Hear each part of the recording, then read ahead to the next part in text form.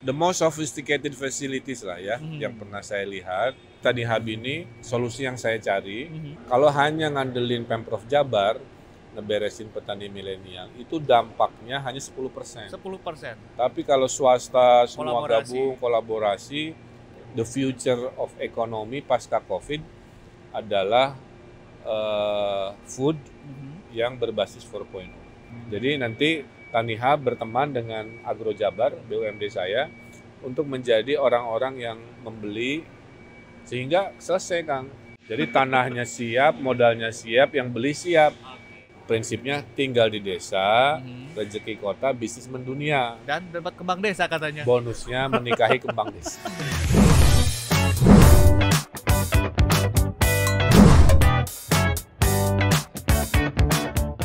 Halo, apa kabar semua? Selamat datang dan selamat bergabung bersama kami di podcast Tani Talks by Tani Hub Group. Ini adalah episode perdana dan sangat spesial. Dan ini tamu yang saya undang udah mulai komentar aja nih. Udah sangat excited kayaknya. Nah, ini adalah episode perdana dan sangat spesial. Oleh karena itu, tempat yang kita gunakan untuk syuting podcast kali ini juga sangat spesial sebagai sistem logistik untuk produk pertanian, perkebunan, dan juga produk-produk agriculture lainnya di Indonesia. Karena ini adalah tempatnya namanya National Fulfillment Center yang dimiliki oleh Tani Hub Group. Ini yang pertama dan satu-satunya di Indonesia. Nah, karena ini adalah episode yang sangat spesial, tamu yang hadir di Tani Talks kali ini sangat spesial juga, yakni Gubernur Jawa Barat, Kang Ridwan Kamil alias Kang Emil. Wilujeng Sumping Kang Emil, selamat datang. Atur nuhun Kang Ade, saya berada di tempat yang luar biasa. Betul, pertama di Indonesia kayaknya ya. Ya. Karena seumur-umur belum pernah melihat sebuah sistem yang canggih di sebuah tempat. Kebetulan ternyata di Jawa Barat. Di Jawa Barat. Jadi sebagai gubernur harus tahu. Daerah kekuasaannya Kang Emil lah ya. Ada apa di sini. Nah, Dan saya juga senang ternyata ini perdana ya. Perdana nih. Podcastnya. Mudah-mudahan menginspirasi. Di depan kita juga udah ada produk-produk pertanian luar biasa. Ya. Warna-warni. Boleh nanti dibungkus kalau Kang Emil Siap. buat oleh-oleh ke Bandung. Kang Emil, ini tadi udah muter-muter ya? Udah. Udah ya? Gimana kesannya Kang Emil? The most sophisticated facilities lah ya, yang pernah saya lihat. Dan bukan soal nyetok-nyetok doang itu yang bikin menarik, tapi ini adalah apa istilah saya, sebuah sistem yang menghubungkan antara produsen dan konsumen di era 4.0 ya. Yang kecil dilayani, yang besar dilayani kan begitu kan, yang butuh uang dilayani, yang butuh ilmu dilayani. Jadi Tani Hub ini menurut saya solusi yang saya cari. Bagaimana masa depan Jawa Barat khususnya, selama ini pertanian masih konvensional. Kedua, pengangguran kita lagi banyak karena COVID. Ketiga, ada fakta hanya 4 ekonomi yang anti goncangan ya, anti goncangan, yaitu pendidikan, kesehatan, dan pangan dan digital. Nah, ini udah ngambil 50%. Pangannya iya, digitalnya iya, digabung dalam satu ekosistem. Logistik pertanian. juga ada. Ya, logistik. Ya, oke. Nah, Kang Emil, saya sempat kemarin ngelihat postingannya viral banget nih, dicari 5.000 petani milenial Jawa Barat nih, katanya buat kaum rebahan yang malas-malesan daripada nganggur, yuk katanya bela negara. Ini gimana Kang? Program Kang Emil apa gimana nih? Sudah berapa progresnya nih? Jadi gini, Kang Ade, COVID ini kan menghancurkan 2 dimensi ya. Satu dimensi kesehatan, kita masih fight sampai hari ini, masih urusan PPKM, kasus masih ada, vaksinasi. Kedua, dia menghancurkan juga memporak-porandakan sistem ekonomi. Singkat cerita, bisnis turun, PHK banyak. Nah, saya sebagai gubernur, ya stres juga lah ya. Nah, ngurangin stres itu saya motoran, Kang Ade ya, keliling Jawa Barat kan, melihat keindahan alam. Sambil motor-motoran itu saya melihat ternyata tanah itu banyak. Banyak ya? Tapi tidak ada manfaat, maaf ya. Jadi rumput, jadi ilalang, jadi tempat-tempat. Kenapa tuh Kang? Karena nggak ada gagasan, nggak ada yang mau mengambil keputusan. Pas saya cek, ini tanah milik BUMN yang kosong. Cek ini milik konglomerasi yang izinnya dapat tapi nggak dikerjakan. Itu tanah masyarakat yang kebingungan nanam apa. Ya. Nah, jadi tanah kosong banyak, itu poin A kan. Poin B-nya adalah pengangguran banyak. Pilihan saya diam aja atau saya mengawinkan A ke B tadi, yaitu pengangguran banyak diselesaikan dengan mengolah ekonomi dari tanah itu. Jadi lahirlah gagasan petani milenial. Bukan hanya menjodohkan wakil bupati ya, ternyata mengawin-ngawinkan, menjodoh-jodohkan banyak Saya kali Kang Emil ya. Sudah 6 pasangan menikah gara-gara IG saya. Oke, nah Kang Emil, ini kan ada 5.000 petani, katanya petani milenial nih yang akan diundang. Sudah sejauh apa nih? Sebenarnya nggak 5.000, bisa juta-juta. Teorinya begini, tanah itu kan ada yang milik pemerintah pusat, ada milik pemerintah provinsi saya kan, ada milik pemerintah kabupaten kota, ada swasta. Nah saya kan nggak bisa mengintervensi tanah di luar provinsi kan. Nah tanah provinsi yang tersedia hanya 1.000 hektar. Jadi menurut teorinya cukuplah 2.000 meter ya. Maka kan kalau 1.000 hektar dibagi 2.000 meter, ketemu 5.000 orang gitu. Tapi kalau nanti semua tanah pusat, tanah daerah, swasta gabung, itu bisa juta-juta lapangan pekerjaan. Oke. Jadi 5.000 itu bukan angka pastilah, angka final, bukan angka mati gitu ya kan. Cuma angka yang saya mau realistis. Di awal 2021 saya mau beresin segitu dulu juga udah luar biasa kan. Oke. Nah harapannya si anak kota ini tidak memandang sebelah mata lagi ke desa. Kenapa? Karena sistemnya sudah kita rubah. Jadi bertaninya juga menggunakan teknologi. Pak, saya mau nggak punya tanah, saya siapkan. Pak, kalau tanah ada saya nggak punya modal, saya punya bank BJB kan. Oke. Itu bisa memodali 25 juta, 50 juta, 100 juta, tergantung jenis produknya.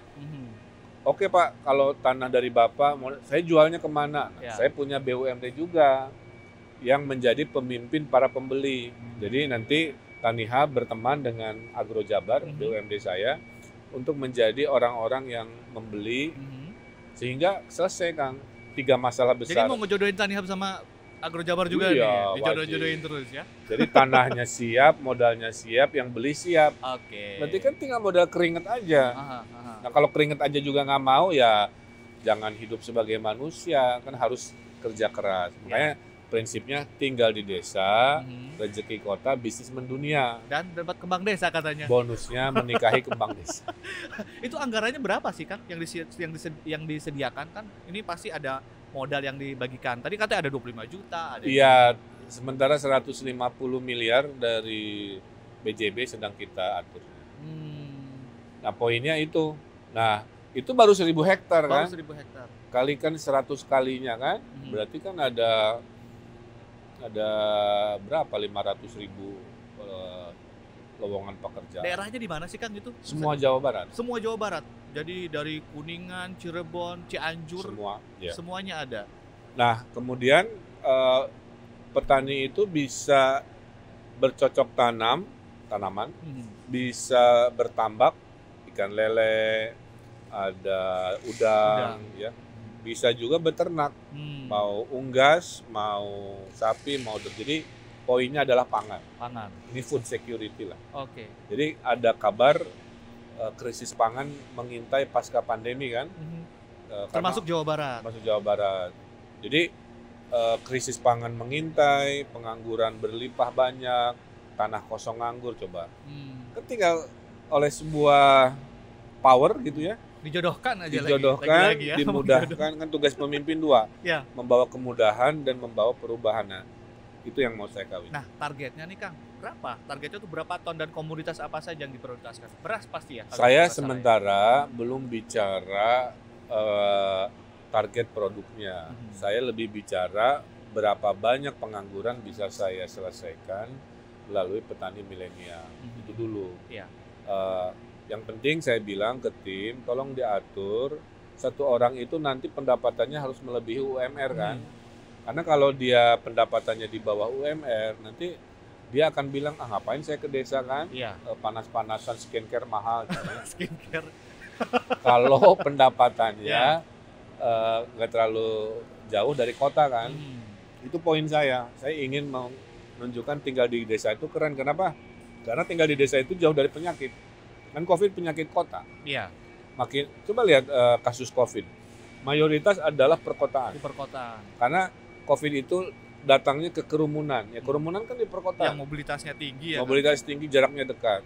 Makin ke daerah non kota makin jauh. Maka tinggal di desa itu jauh dari penyakit. Dengan 4.0 Anda masih bisa Instagraman, masih bisa nge-medsos, tapi gunakan si 4.0 ini untuk jualan, untuk bercocok tanamnya juga. Contoh di Indramayu ya. Nanti peternak lelenya itu ngasih makan ikannya pakai HP. Oleh Internet of Things kan. HP dipijit, ada drum di sebelah kolam melontar makanan kan ada sensor kan. Kalikan 100 juga satu HP bisa, ibaratnya begitu. Nah, itu visinya begitu. Kedepannya inginnya begitu cita-citanya ya Kang ya. Nah, targetnya nih kalau tadi kan pendapatannya UMR gitu ya? Ya minimal. Berapa Kang kira-kira? Ada target nggak? Berapa juta kira-kira? Oh, minimal 5 jutaan per bulan harus ada lah.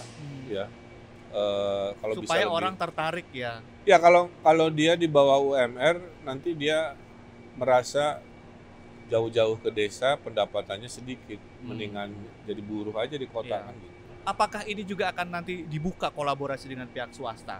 Padahal tadi di awal juga sempat disebut-sebut nih. Jadi gini, gagasan ini saya hanya bisa eksekusi terhadap yang saya punya. Tanah saya punya eksekusi. Banknya saya punya, dalam artian pemerintah saya eksekusi.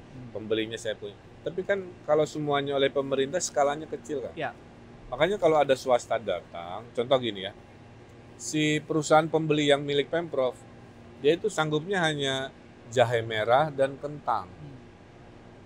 Yang lain-lain, dia nggak biasa. Berarti kan saya butuh swasta-swasta perusahaan yang produknya bisa dibeli berbeda dengan yang kami punya. Gitu. Nah kalau Tanihub masuk kan, berarti dia bisa dijamin dibeli oleh Tanihub misalkan, semua yang ada di depan mata ini, ya itu paprika, ada buah naga, pisang, melon dan sebagainya kira-kira begitu.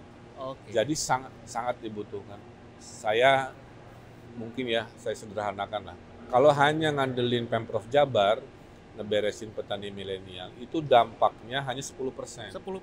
Tapi kalau swasta semua gabung kolaborasi, wah makanya saya bilang the future of economy pasca Covid adalah food yang berbasis 4.0.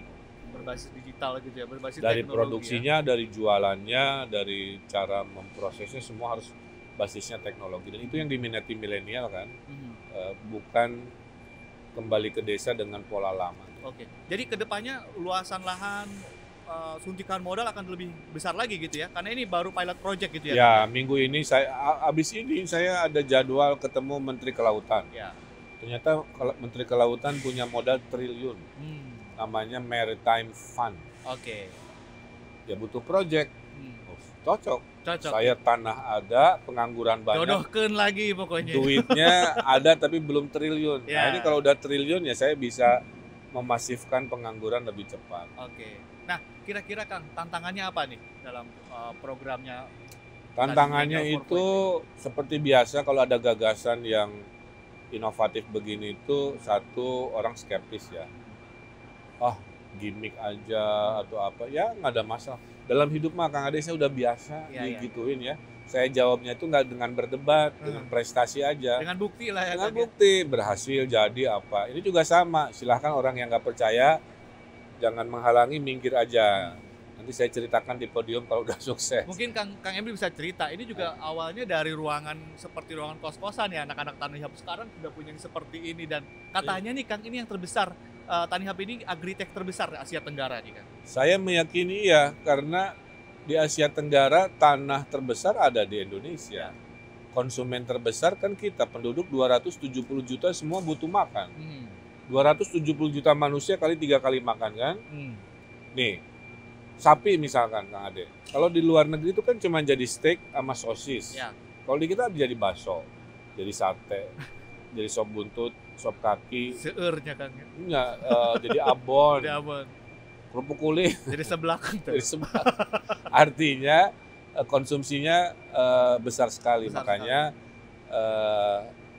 menurut saya ini terbesar, tapi akan jauh lebih besar lagi pada saat kita kolaborasi. Sok prungkeun lah Kang, kolaborasi. Makanya saya datang ke sini karena saya tidak punya teknologinya, ya. Saya punya kekuasaan untuk ngambil keputusan, saya punya tanah-tanah, saya punya orang-orang punya masalah, tapi saya tidak punya teknologi. Tapi disitulah ada peluangnya kan? Disitulah Tanihub masuk, karena ini orang-orang muda yang satu ngerti bagaimana mendistribusikan supply demand secara digital kan. Jadi ibaratnya kalau petani bingung jual kemana, Tanihub ambil. Karena Tanihub punya data itu, big data itu. Kedua, kalau ada yang kurang modal, Tanihub ada crowdfunding. Nah itu bedanya ya, kalau anak muda pakai crowdfunding, udunan, saya punya bank. Dikawinkan kan, yang mainstream konvensional perbankan dengan crowdfunding investor kecil-kecil kan. Kemudian jual kemana, kalau sudah ada ke pasar jangan diganggu. Ya. Jadi biar hidup. Ya ekosistem itu sudah berjalan. Tanihub ini hanya memasuki daerah-daerah yang masih kosong dan peluang. Contohnya kayak petani. Petani itu kan nggak pernah bisa kaya, Kang Ade. Saya sudah berkesimpulan menjadi petani itu hanya melangsungkan hajat hidup, melanjutkan peradaban kita sebagai manusia. Tapi kalau menjadi sejahtera nggak bisa. Petani di Indramayu yang punya 2 hektar tanah, maaf ya, pendapatannya itu hanya 2,5 juta per bulan. Dengan panennya. Karena dia sudah mendapatkan nilai tambah, dia jual gabah 7.000, Kang Ade belinya 12.000 di pasar kan, yang 5.000 profitnya itu kan ketengkulak. Nah kalau dengan ada teknologi kan, Bang Ade bisa atau siapapun bisa ada lewat Tanihub, membeli harganya lebih murah tapi lebih tinggi dari jual petani, petani bisa dapat luar biasa. Nah itu dan terakhir yang kami tidak punya adalah kami ada cita-cita membangun seperti ini, jumlahnya 6 lokasi. Tapi tengarti ilmuna kumaha. Atau perungkeun lah, jodohkan lagi. Makanya 6 lokasi ini mau saya tawarkan, bisa nggak kami yang membangun, karena tugas negara ya. Ibarat kayak hotel lah Bang Ade. Kita bangun hotel kan biasanya ada operatornya tuh. Nah ini juga sama, nanti bangunannya kami siapkan, tapi yang manajemen teknologinya, nah Tanihub masuk. Jadi Tanihub nanti ada unit kolaborasi baru selain langsung ke petani, bermitra dengan pemerintah, merevolusi cara mengatur distribusi pangan. Luar biasa, karena nggak semua pemimpin loh yang punya visi yang ternyata sangat digital minded ya. Karena kalau kita era sekarang kan era yang benar-benar yang kita harus kebuka semua ya Kang ya. Tidak ada batas, tidak ada sekat, semuanya kolaborasi, semuanya bisa jadi barang begitu ya. Semuanya bisa jadi sesuatu, apalagi bisa berdampak bagi masyarakat. Hatur nuhun pisan Kang. Siap, sama-sama, sukses buat Tani Talks, buat Kang Ade juga. Baik, terima kasih sudah mampir ke NFC-nya kita, dan kita nanti akan lihat atau kita akan sambung lagi di episode-episode berikutnya. Terima kasih, sampai jumpa.